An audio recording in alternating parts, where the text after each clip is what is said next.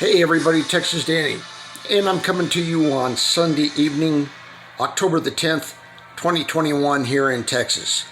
And I've just done a kind of little whirl through the Earth. That's Google Earth. I've got to yet check my 2012 North American Atlas, the what happens on the print side. I see the changes, both physically and presently in front of me with paperwork, when it changes on my atlas, and the changes that take place on Google Earth. I'm looking at just a plethora, of fantastic changes everywhere on the face of the planet. I'm looking down at California right now. I'm watching the Gulf of California widening, Baja California, northern Mexico, Sonora. I'm watching the changes around Phoenix and Tucson, going up to Sedona. I'm looking out towards San Diego and Los Angeles in the Central Valley, up along the entire west coast of the United States. I grew up on the west coast. I had relatives here in Texas, and I grew up in Los Angeles until the mid-1970s, then went up north to Oregon and Washington, and I lived up there as well. And of course, this Los Angeles is not my Los Angeles. The San Gabriel Basin is distinctly different. But I'm watching the changes now, and all the stretches and the tears and the alterations, which all come in conjunction greatly to deal with H2O, water, probably in the form of ice, sea water, rainwater, river, lakes, streams, what have you, any kind of water whatsoever. And I'm looking at Canada as well too. I'm seeing the continued developments to British Columbia and Alberta. The changes going especially further east in Alberta, quantum changes. We have the south central section of Canada opening up quite a bit. We have the Saskatchewan area getting ever increasingly more wet. Let me pull up. Now, in my reality, in the Earth I came from, the top of Hudson Bay would have been packed ice. The top part of Hudson Bay in Canada would have been packed ice.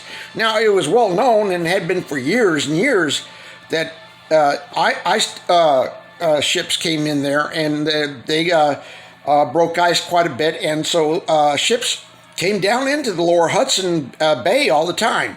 I note something about Hudson Bay being called James Bay as well, the lower part. Now, these areas all through here, I always get these funny little changes to the map when I don't want them, have all mixed up. Now, I'm looking over real quick too also at Greenland. And Greenland is a steady drumbeat of change. All that water is doing something different. Okay, so we got a lot going on there. And it's having its effects all the way over to the Nordics. Of course, northern Russia, Iceland, back to northern Canada, and before mentioned Hudson Bay, Alaska. The top of Alaska used to be iced over, everybody. And a lot of people don't remember that. But of course, we had the hard Arctic cap up there. As they have Antarctica here, we had Arctica. Not hard to figure out. Now, I don't know who's going to be able to get that or not. But Siberia, especially out from Lake Baikal, going out to the Pacific, really going at it. Lake Uves, which was mostly in Russia, is now mostly in Mongolia. Mongolia has changed quite a bit. And going right up into the Arctic Circle, right, are those plate separations taking place in northern Russia. As big as Russia is, she's being fragmented. She's being broken up right now. And a lot of that is going to be going on because we have that issue again with Greenland. And Greenland is having her effects with the Nordics. Looking over, we didn't have a Svalbard, everybody. We didn't have a small country called Andorra between Spain and France, and we didn't have a Svalbard. We had Arctica up there, that hard ice cap. And Greenland was hundreds and hundreds and hundreds of miles further southeast. I've measured it several times. It runs roughly the shortest 700 miles, the longest 9. But it was off Newfoundland We've had some changes to Canada. We've had changes to the Great Lakes, as the Great Lakes here, everyone, are smaller, and they've pushed east. You can actually see where Scotland and the UK is going to be swinging around towards Canada. And now I don't know how this drop is all going to take place and how these rotations are all going to take place. We have a lot of vortices right now, a lot of vortices happening. We have in comparison, the American and the Canadian Rockies are shallow. They're like glorious foothills compared to the mountains that used to exist back then. And if you used to look at the geography books and the examples back then and whatnot, you used to see a lot more ice, because the western United States and western Canada just was really pushed up. And the Gulf of Mexico was bigger. Mexico was bigger. North America, Earth was bigger. I don't know. I guess I'll have to look at circumference. I wouldn't doubt it's something like 24,000 plus, whereas on my home reality, maybe we were at 28,000, almost 29,000. And we weren't hugging the ground, even though it would have been considered a super Earth, much bigger. Because from one side of the United States to the other, for example, to fly from San Francisco to New York, you were over 3,000 miles. Something like 3,000. I've got it stuck in my mind, 3,096 or 3,196. I measured it a time or two, but really never did take any dedicated observations. But we, of course, have South America, which is much further out southeast and has shrunk the Atlantic Ocean quite a bit. And also the closings between Europe and the United States, the closings of the Mediterranean, okay? The Sahara getting smaller. We got a lot of moisture going into the Sahara. And what appears to be happening right now is that the Sahara is going to open up around the vicinity of Chad and go out through Nigeria and Cameroon and several of those nations, all through smaller nations, all through that area, because it's getting drier there. But you've got Africa spreading out and coming down. You've got Florida is coming east, going further up into the Atlantic. I'm going to keep very light on the North Atlantic. I'm going to stay off that area for a reason. The North Atlantic, I'm going to stay out of there. I'll mention that we've got Bermuda illogically and irrationally overbuilt for that entire area. It makes you think right there, why is Bermuda so overbuilt? Okay, and the tracks, of course, that I see coming with particular emphasis on, okay, we've got the crystal situation in Chihuahua. We've got the north central situation with Mexico. I could go in much further into detail about Mexico, but I'm not going to go into detail because it would be really too sensitive. But anything going west of Monterey and, of course, out to the Gulf of California, Mexico has lost huge amounts of area. And the Yucatan is much further out into the Gulf of Mexico and smaller, significantly smaller than what she used to be. I once, as a kick, just kind of measured where I was and thought, well, what if I dropped 500 miles exactly? Just kind of where would I wind up? And I wound up like 15 miles off the coast of Mexico into the Gulf of Mexico, which, if it literally happened, I would have been screwed. Could get it any time of day. And 15 miles is what's the difference if you don't know where you're at? 15 miles from 115 miles is what it is. But the Gulf of Mexico has closed up and has become smaller. We have the second track. After the Gulf of Mexico track, we have the Honduras track going out east.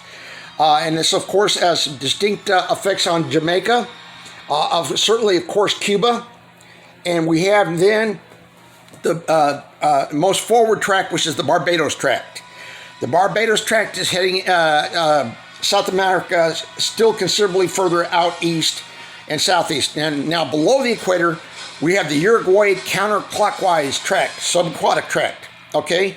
And that's maneuvering and bringing the South America around, as long as the vortices and the plate structures, the shaft structures are in the Pacific as well, moving up into Peru. Lake Titicaca has come considerably further down, And the differences is that we are having is now we're having eastern Brazil dry out much more. We're having the Amazon change her course from a northwesterly course going southeast. She's now running kind of a bit of an awkward, almost against it, west to east tract, kind of pushing it northeast. And you can see where the irrigation and the water is changing. But from the changes that have happened, Peru does not have the look it had back in my timeline. That would have been much more rounded out. Of course, the South American continent would have been much bigger. The Andes would have been much, much more rigid and tall, okay? Because the continent would have been moved hundreds and hundreds and hundreds of miles further out. And so that edge of the continent would have just gone straight up, which it did in my timeline. And therefore, the Amazon basin was like a big bowl, huge bowl. And it was so thick and enormous. There were 3 places on Earth that were kind of distinctly what they were. And that was the Amazon, which was so thick, so compact, so wet, right? That it was a world unto themselves. They even occasionally talked about tribal cultures that didn't know of the outside world in the Amazon. And then the Sahara was so huge, so hot. Everything was around the Sahara. This and that was in the Sahara. The legend of Timbuktu, that kind of thing like that was going on. There were some inroads, some oil company explorations, but the Sahara was so huge, so intimidating, so extreme in its climate, as was the Amazon, was so full of life, so wet, so condensed, so cut off, as was Antarctica. Antarctica was huge. With an average was 65 below zero. Okay, just the average. If it got balmy warm, it'd be up 40 below zero, right? But it was even been legendarily 95 below zero. Okay, 95 below zero, 105 below zero. I had read something about. And the Andes, of course, were huge. Now we've got a broad kind of a coming out between Chile and Argentina and Peru. What other part of that country? Bolivia. Again, that's dry. Depending on how the water is going to flow, it's rolling out. And the subaquatic tracts are all very, very, very busy, everybody. Very, very busy. We are closing in. You've got Australia still busy. You've got New Zealand still going out further like a satellite. It's kind of neck and neck between Tasmania and New Zealand. Who's going to be south? Distinctly, it goes. The edge of the line goes to New Zealand, right? And there has been some time now, some activity with Antarctica as she gets built up out there. But we have Australia. Everybody, if you're in Australia or you're anywhere else in the world, you might as well take a hammer, okay, when you go to Australia and go up there and go boom, boom, boom, metal, boom, boom, boom. That rust, that rust oxide, from probably all the moisture and the terrain and everything like that is going up in there. But also it is showing what Australia is. Australia is distinctly different, very easily distinctly different in the southwest around Perth. Perth was, they had talked about when Malaysia had its, was it Flight 370? The mysterious plane that disappeared, that they thought may have headed towards the Antarctica, that maybe the guy with the pilot was some kind of a bizarre buff on Antarctica or something like that. But they went off in that direction, and the world's news media went to the furthest edge of what they call the West, which is Perth out there, okay? Perth was always nice, but it had a rounded southwest coast. And we've got the central part of Australia widening up. Again, where they're going to circle the wagons, where we're always going to have a situation at is Alice Springs. That's where the center of the action is going to be. You're going to have to be set up in Alice Springs and watch everything happen around you. Northern Australia is changing. Northern Australia is changing because the Indonesian tract, the Philippines, heading up into Malaysia with Singapore, Burma, which is Myanmar as well, and India into the Indian Ocean and so forth like that. All those tracks are taking place. Now, if you look over into Pakistan and Iran, you can see the through the quantum action, you can see the electromagnetic flow. The electromagnetic flow is almost like a giant cusp, a big rotation 8 pattern, right? And all through that geology, time is traversing that area so quick and changing that area so quick with what is going on there that, as I've said before, if you're a resident and this is your place, this is your time, your space, your place, and this is your Earth, then you're seeing everything in a Newtonian version, and you're going to say, hey, buddy, nothing's changing. I've seen for example, my videos. If you saw something I did a year ago, a year and a half, 2 years ago, those pictures that are on the tube or even of the 2012 North American Atlas are going to update to the present reality. They do that. I see it past tense, and presently what I saw then, my memory is retained. Also, I'm watching what's going on in Africa. We've got coming over from South America, from those issues with southern Argentina and Chile with the Central or Channel Islands, whatever you want to call them, because they do alternate. And that hard torque change is coming up into what I call the Angola Tract. But that's going out through South Africa. It's got to be affecting those mines down there. And then going up into the DNZ, also going over into Zimbabwe, Lake Victoria, that kind of thing, those areas. Eastern Africa is opening. That rift is opening. But they have the Madagascar subaquatic tract as well. Slowly but surely bringing that track down, right? Now, in terms of the quantum speeds, I see it, again, when quantum affected people go to bed and we actually sleep if we can, we wake up 25,000 years later. People not in the urban sense, because the civilization is still here. The civilization, however it exists, is still here. But we look at the Earth and we see some changes and we have to deduct. Now, I can't make an exact science of how quick they're changing. I don't know exactly like that. But I know with the changes to East Africa, to Sudan and Southern Sudan, Tomorrowland. I'm a 1968 class of Disney, everybody. I'm a 1968 Disney class, California, okay? It's a little hand out there. All right, and of course, looking back up further again, you've got Lake Victoria, you've got those giant lakes below her. That rust oxide is coming up everywhere. It's coming up into central Saudi. Saudi has those changes, the Gulf of Aden. You have... again, those changes that I've mentioned with Chad and the central rift coming out of there. Where it looked like, because of retrocausality and what I've watched in Texas, it's going to open. It's going to come out.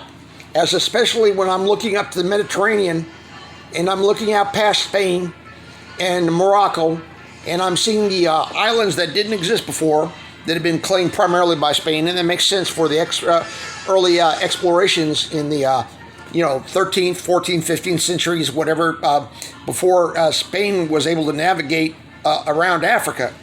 And but the Mediterranean is closing. France is coming down.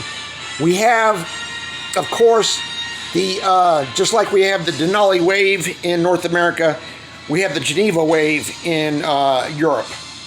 And that is set, the Geneva wave, which is the Swiss Alps, and going down to Geneva, that foundation for the faults with that tremendous amount of water there. The Romanian tract, the clockwise Romanian tract over close to Greece. And then there's the Aegean, and there's Turkey and the Black Sea and the Caspian, which is tilted in her directions. All the way from the Baltic, St. Petersburg down to Russia.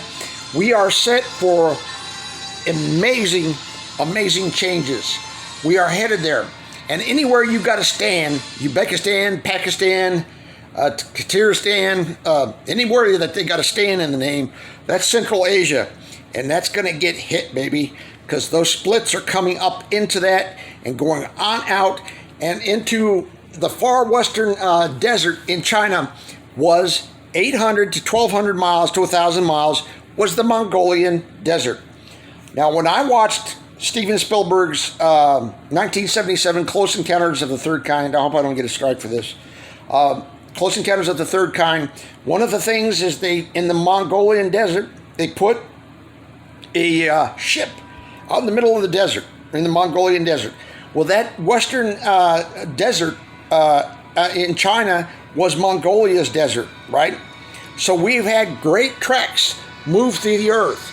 And now those effects are also going to go out to the Himalayas, Bhutan, Nepal, the rooftop of the world. There's still a lot of moisture and a lot of water out there.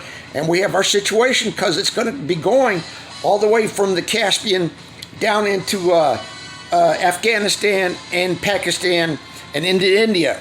India has her southern tracks and she has her eastern tracks.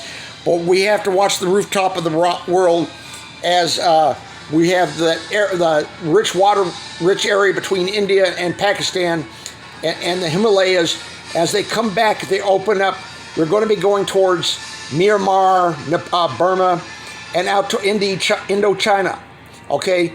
Hainan Island in China is a quantum island. It is a quantum island. It came into existence for me after 2016. I watched it, I would say, unknown exactly what the time parameters were. Maybe late 2016 to 2017, I watched it get bigger and bigger and bigger.